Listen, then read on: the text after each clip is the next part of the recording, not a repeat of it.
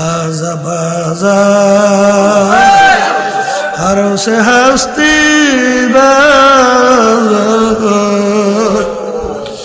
दर cafe रोग भूत पुरुषती बाजा इधर गाहे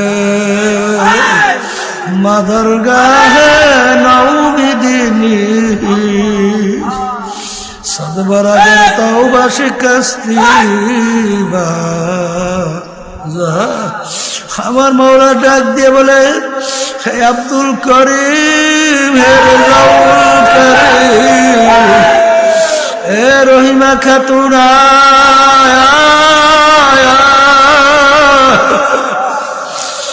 তুই যদি পাহাড় পরিমাণ গুনাহ কইরা থাকো, তুই যদি ভূত পূজার মতো শিরক গুনাহ কইরা থাকো, আমার দরবার ফেরার দরবার না, আমার দরবার নৈরাশার দরবার না।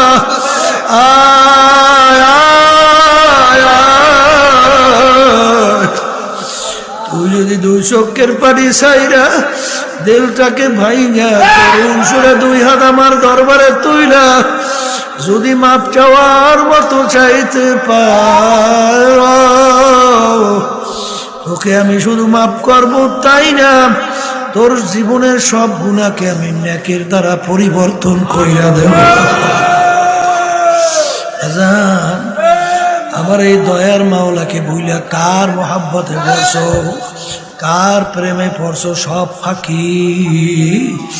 এই যে আমার বাজানদেরকে বলবো, এরপরেও যদি বুঝে না আসে, মাঝে মাঝে কত ঘটনা আমার মাওলা বাংলাদেশেও দেখায়।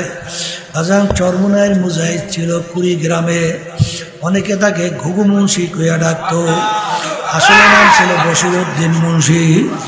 বাজান দুনিয়া থেকে বিদায় নিয়ে কবরে যাওয়ার পরে 32 বছর পরে নদীর ভাঙ্গলে যখন তার কবর ভাঙ্গা গেল, বাজান 32 বছর পরে কাপড়ের কাপড় সহ আনাম তাজা লাশ বের হয়ে আসলো। এখন উঠাইয়ে নিয়ে আব্বাজান রহমাতুল্লাহ আলাইহি তার নামের মাদ্রাসার সামনে দাফন করছে। আমি কয়েক মাস আগে সেই কবর জিয়ারত করিয়া আসছি। বাজার যারা উঠাইছে বাজার এবং যারা দেখছে, একজন আমাকে বলে হুজুর মুখে থেকে কাপড় সরাইয়া দেখছি, ওই যে দাড়িতে মেহেন্দি লাগাইছে এখনো লাল চকচক করতে আছে। হুজুর এ দুনিয়াদার পাগল আমার বাবারা, এ পর্দা আড়ালের মা বোনেরা, আজান রে দুনিয়ার সাধারণ আগুনের ভিতরে